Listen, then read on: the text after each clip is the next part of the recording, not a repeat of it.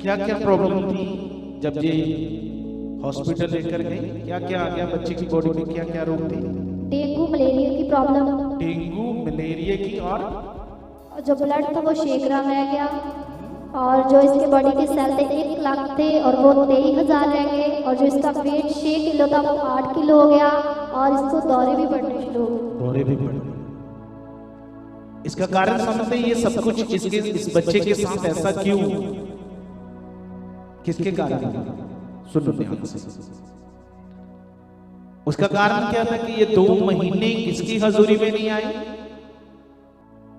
अगर परमेश्वर दयावान ना होता तो शायद आज ये बच्चा जीवित ना होता, क्योंकि इसकी हालत बड़ी सीरियस हो।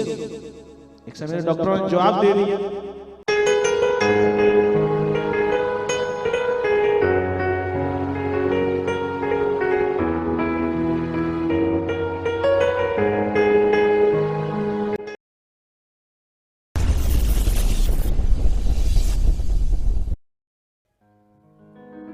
हालेलुया।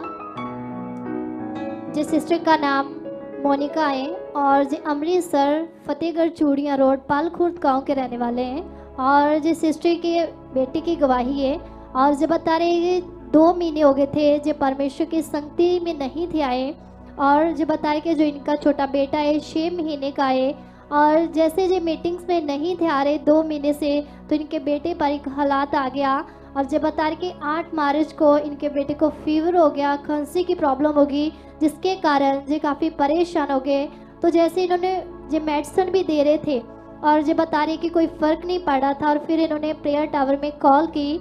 तो जैसे टीम ने इनके साथ बात की तो इनको बताया गया कि इन्होंने बताया कि हमारा बेटा काफ़ी बीमार है, उसको फीवर नहीं उतर रहा, खांसी की प्रॉब्लम है, बलगम है, जिसके कारण मेडिसिन भी दे रहे पर कोई फ़र्क नहीं पड़ा।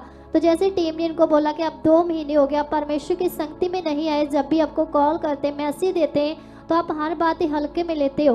तो जैसे इनको उत्साहित किया कि अभी भी आप डरे नहीं, परमेश्वर आपके साथ है।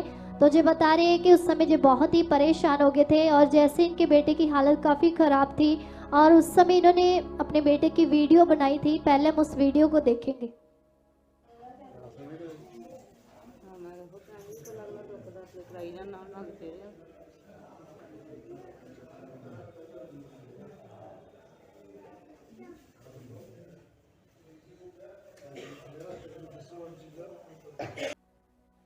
जैसे कि हमने वीडियो में देखा कि इसके बुखार की प्रॉब्लम के कारण, खांसी की प्रॉब्लम के कारण इसको होश नहीं आ रही थी जी, अपनी आंखें नहीं खोल रहा था, आंखों से पानी बहुत बह रहा था, और जी कुछ भी खा नहीं रहा था। तो जी बता रहे कि फिर इन्होंने हॉस्पिटल में इनको लेकर जाना पड़ा। तो फिर इन्होंने जब हॉस्पिटल में गए तो फिर से इन्होंने प्रेयर टावर में कॉल की, और जो बता रहे कि उस समय भी इनके बेटे की हालत बहुत ही ख़राब हो चुकी थी। और जैसे इन्होंने फिर से कॉल की और इनकी बात जब परमेश्वर के दास के साथ हुई, तो जो बता रहे कि जैसे परमेश्वर के दास के साथ जब इनकी बात हुई तो परमेश्वर के दास ने इनको उत्साहित किया और इनको बताया, क्योंकि जो 2 महीने संगति में नहीं आई, तो परमेश्वर के दास ने कहा कि आज अपना मन फिराए और परमेश्वर से माफ़ी मांगे कि जो आप परमेश्वर से दूर रहे, और अपने परमेश्वर से मांगना है कि अपने थर्सडे की मीटिंग तो नहीं, पर हर एक संडे की मीटिंग को आपने कभी भी मिस नहीं करना। संडे की मीटिंग में आपने हमेशा ही आना है। और जैसे इन्होंने इनको जो वचन परमेश्वर की ओर से जब इनको मिला परमेश्वर के दास के द्वारा, तो इनको जो वचन के द्वारा इनको बोला कि आप धन्यवाद करो, प्रार्थना करो, आपके बेटे को कुछ नहीं होगा। और जो बता रहे कि जैसे फिर डॉक्टर ने इनके बेटे के टेस्ट किए तो रिपोर्ट्स में बहुत ज़्यादा प्रॉब्लम्स आ गई। जैसे कि डॉक्टर ने बताया कि इसको डेंगू मलेरिया की प्रॉब्लम आई, प्लस जो इसका ब्लड था 10 ग्राम से 6 ग्राम रह गया, और जो इसके बॉडी के सेल थे 1 लाख से 23,000 रह गए, और जो इसका वेट था 6 किलो वेट था पहले इसका, और नेगेटिव पावर के कारण इसका वेट 8 किलो हो गया। बहुत ज़्यादा जो बता रहे कि भारी हो गया, और जो बता रहे जी बहुत ही परेशान हो गए। और अभी जब ये हॉस्पिटल में एडमिट थे उस समय भी कि हम वीडियो को देखेंगे।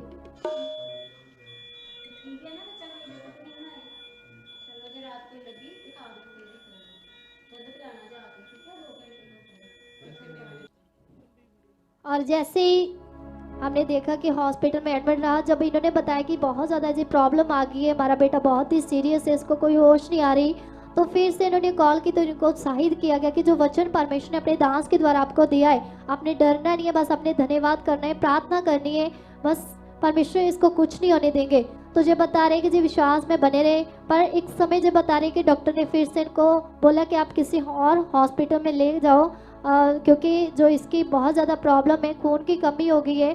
तो डॉक्टर ने भी इनको जवाब दे दिया था, क्योंकि इसको दौरे पड़ने शुरू हो गए थे, जिसके कारण से फिर बहुत ही परेशान हो गए। और फिर से इन्होंने कॉल की तो हमने कहा कि कुछ नहीं होगा, जो वचन परमेश्वर अगर देते हैं, जैसे बाइबल में भी लिखा है, जो वचन परमेश्वर की ओर से होता है वो प्रभावशील है, तो आप परमेश्वर आपके साथ है, कुछ नहीं होगा, प्रार्थना में बने रहो।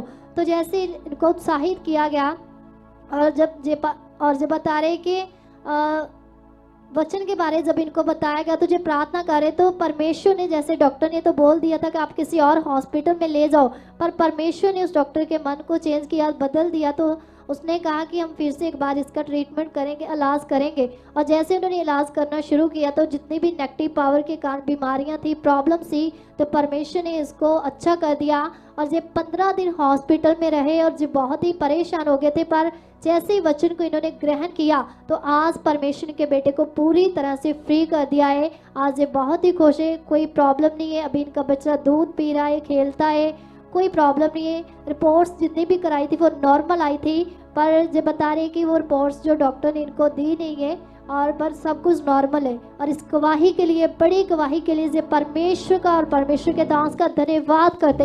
हम सब जोर से अपने हाथों को हिलाते इस बड़ी गवाही के लिए महिमा करेंगे कलीसिया। सुनो सुनो सुनो, क्या क्या प्रॉब्लम थी जब ये हॉस्पिटल लेकर गए? क्या क्या आ गया बच्चे की बॉडी में? क्या क्या रोग थे?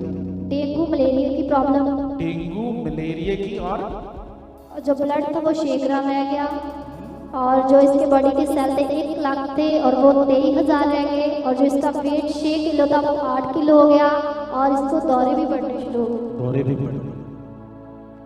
इसका कारण समझते हैं? ये सब कुछ इस बच्चे के साथ ऐसा क्यों? किसके कारण? सुनो ध्यान से। उसका कारण क्या था कि ये 2 महीने किसकी हजूरी में नहीं आए? किसकी हजूरी में नहीं आए? जब यीशु मसीह ने 38 साल के रोगी को चंगा किया तो उसने कहा, देख तू अच्छा हो गया है, तू चंगा हो गया है, अब कोई पाप मत करना। कहीं ऐसा ना हो कि इससे भारी विपत्ति तुझ पर आ पड़े। कोई पाप मत करना। आपको पता है इस दुनिया में सबसे बड़ा पाप क्या है? लोग बोलेंगे चोरी, चुगली, धोखाधड़ी, गंदा वेखना, व्यभिचार, ये तो पाप है ही। पर सबसे बड़ा पाप है अपने उस यहोवा परमेश्वर को, उस प्रभु को प्रेम ना करना। ये सबसे बड़ा प्रेम है, ये सबसे बड़ा पाप है। बोलो क्या है? ये सबसे बड़ा पाप है कि उस परमेश्वर को प्रेम न करना, ना वजह के कारण, उसकी इच्छा को पूरा ना करने की वजह के कारण। अगर परमेश्वर ध्यावान ना होता तो शायद आज ये बच्चा जीवित ना होता, क्योंकि इसकी हालत बड़ी सीरियस होगी। एक समय डॉक्टरों ने जवाब दे दिया। क्या दे दिया? आप और किसी हॉस्पिटल में ले जाओ, आपका बच्चा सीरियस है। और जो वचन खुदा ने मेरे मुंह से दिया था कि मन फिराऊं अब, बोलो परमेश्वर को माफ कर परमेश्वर। और जैसे लोग सुखना सुखते हैं ना, मैंने कहा मन्नत मांगो कि परमेश्वर आगे से ये गलती हम कभी भी नहीं करेंगे, आगे से ये गलती कभी भी नहीं करेंगे। और जो वचन खुदा ने दिया था, चाहे एक समय डॉक्टरों ने बोल दिया कि नहीं ये मुश्किल है, ये बचेगा नहीं बच्चा। देखो खून 10 ग्राम से कितना खून रह गया था इसमें? 6 ग्राम। और बॉडी के सेल 1 लाख थे, वो 23,000 रह गए सिर्फ। जब ऐसे खून कम होता है तो बच्चा जो है वो क्या होता है? दुगला होता है ना, कमजोर होता है। पर सब कुछ शैतान क्या कर रहा है? उल्टा कर रहा है। उसका वेट देखो कितना वेट बढ़ गया। उसका कितना था? 6 किलो था, 8 किलो हो गया। 8 किलो हो गया, वेट बढ़ गया। उल्टा पुल्टा कौन कर रहा है? जबकि उसे कमजोर होना चाहिए था। और हाँ, खून की कमी आएगी, सेल 1 लाख 1 लाख थे वो, पर 23,000 रह गए। 23,000 रह गए। तो उसे तो कमजोर होना चाहिए था, पर उसका वेट ज्यादा हो गया, फूल रहा है। सब कुछ उल्टा पुल्टा हो रहा है। पर परमेश्वर दयावान है। ये तो एक समय पूरे डर चुके थे, पूरे डरे हुए थे, पर हमने इन्हें सिखाया, समझाया कि नहीं, जो वचन दिया है उसमें बने रहो, अब और कुछ नहीं है। जैसे कई बार प्रॉब्लम होती है तो इंसान कहता है बार बार प्रार्थना करो, प्रार्थना करो, प्रार्थना कर दो जी। बोलो क्या है? परमेश्वर का काम हमारी बुद्धि और समझ से नहीं होता। क्यों? उसने कहा मेरा काम मेरी आत्मा से होता है, ना किसी की बुद्धि से, ना बल से, ना शक्ति से। उसका काम उसकी आत्मा से होता है। और आत्मा का वर्ड तो खुदा ने दे दिया कि आगे से ये गलती मत करना, मन फिराओ और इस वचन पर बने रहो। परमेश्वर दयावान है, वो दयालु है, अनुग्रहकारी है। उसी वचन को पूरा करने से ये बच्चा जीवित है। छोटी सी जब प्रॉब्लम शुरू हुई तो छोटी सी शुरुआत क्या थी? खांसी और फीवर हो गया। सबसे पहले फीवर और खांसी था। स्टार्ट ऐसा हुआ, पर धीरे धीरे इसकी प्रॉब्लम कितनी बढ़ गई। जितने लोग यहां पे हैं, जिनके परिवार, जिनके घर वाले यहां पे नहीं आते, भाई उन्हें सिखाओ, उन्हें समझाओ। जिनके परिवार वाले आते नहीं ना, उन्हें सिखाओ। इस गवाही से आप समझ जाओ। कभी कभी ऐसी गवाहियां भी हमारे बीच परमेश्वर क्यों प्रकट करता है। अब्राहम को परमेश्वर ने क्यों कहा कि अपना बेटा बलिदान कर दे? हाँ, उस मोरिया देश में जा, उस पहाड़ पर अपने बेटे को बलिदान कर दे, ताकि लोग, आने वाली जो पीढ़ियां हैं, उस प्रेम को वो समझ सके जो अब्राहम के अंदर था। हम अपना कोई काम छोड़ कर नहीं आते खुदा के हजूरी में। अब्राहम का प्रेम देखो, वो अपना बेटा भी बलिदान। उसने ये भी नहीं मन में सोचा कि मैं अपना बेटा बलिदान कर दूंगा तो फिर मेरे पास क्या रहेगा। इसलिए उसके जीवन से ऐसा परमेश्वर ने लोगों को, उस समय के लोगों को, और आज भी करके दिखाया ना। अगर ये बात वचन में ना लिखी होती तो हमारा विश्वास कैसे और बढ़ता, हमारा प्रेम उसके साथ और कैसे बढ़ता। पर धन्यवाद है उस खुदा का जो दयावान है, जो माफ करने वाला और अनुग्रहकारी है। बोलो क्या है? जो अनुग्रहकारी है। क्यों लिखा? परमेश्वर कभी किसी की परीक्षा नहीं लेता, पर अपनी अभिलाषा, अपने लालच में वो फंसकर हालातों को पैदा करता है। क्या करता? वो हालातों को पैदा करता है। बोलो क्या करता है? हालातों को खुद इंसान पैदा करता है। इसलिए 38 साल के रोगी को यीशु ने कहा था, देख तू चंगा हो गया, पाप ना करना, अब दोबारा ये गलती मत करना। इन्हें माइक दो। अब ये गलती दोबारा जय मसीह की, ठीक है? अब तो नहीं इसे कोई प्रॉब्लम? नहीं। खाता पीता है? हाँ जी पापा जी, पर मैं कहना कि ਇਹਨੂੰ HP ਚੜਿਆ ਸੀ ਤੇ 11 ਲੱਖ ਸੀ ਸੈੱਲ ਤੇ 23,000 ਰਹਿ ਗਏ ਸੀ।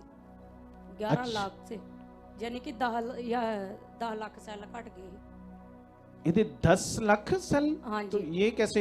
आपने इन्हें क्यों ऐसा लिखाया? मैं 11 लाख ही लगाया, नकल। तो ये फिर गलत, इन्होंने, आपने लिखाया तो उन्होंने ऐसे लिखा होगा ना। 11 लाख से सैल थे 23,000 रह गए सी। तो ये ऐसे बोल रहे हैं 11 लाख थे। पापा जी उस दिन ऐसे ही बोला तो मैंने लिख दिया। मैंने बार बार भी पूछा था कोई कुछ छूट ना जाए। चलो कोई बात नहीं है, क्योंकि आपको बताएं, हम ये तो टीम तो बच्चे तो गवाही लिखते हैं ना। चलो कोई बात नहीं, ये भी अच्छा हो गया। हाँ, कि मैंने आपसे पूछा कितने सेल थे?